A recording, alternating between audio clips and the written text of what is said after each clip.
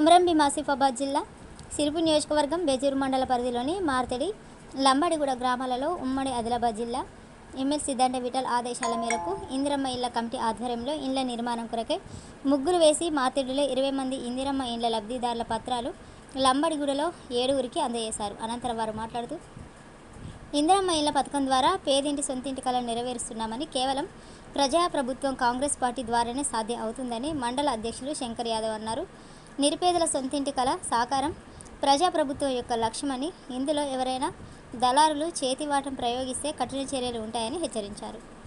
ఇండ్లు లేని ప్రతి నిరుపేదలకు ఇండ్లు మంజూరు చేస్తామని, దళారులను నమ్మి ఎవరు మోసపోవద్దని ఆయన ఈ సందర్భంగా ప్రజలకు సూచించారు.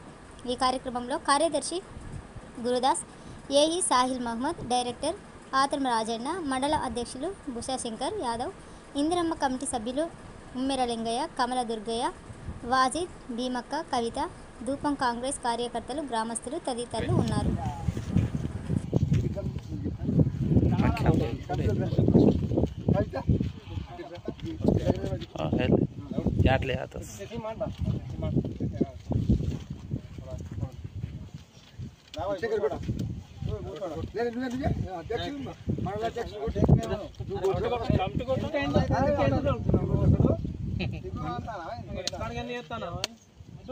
అది సక్సెస్ఫుల్ సక్సెస్ అయితేనే కదా మనం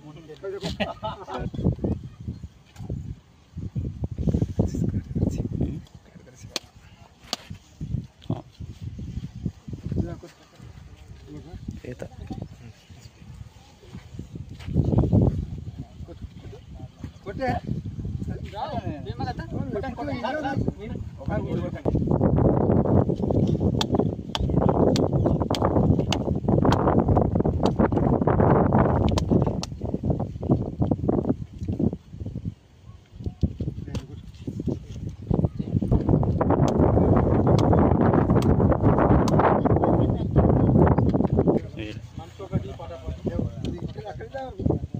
ముగ్గు కనబడాలి ఇక్కడ ఇద్దాం దగ్గర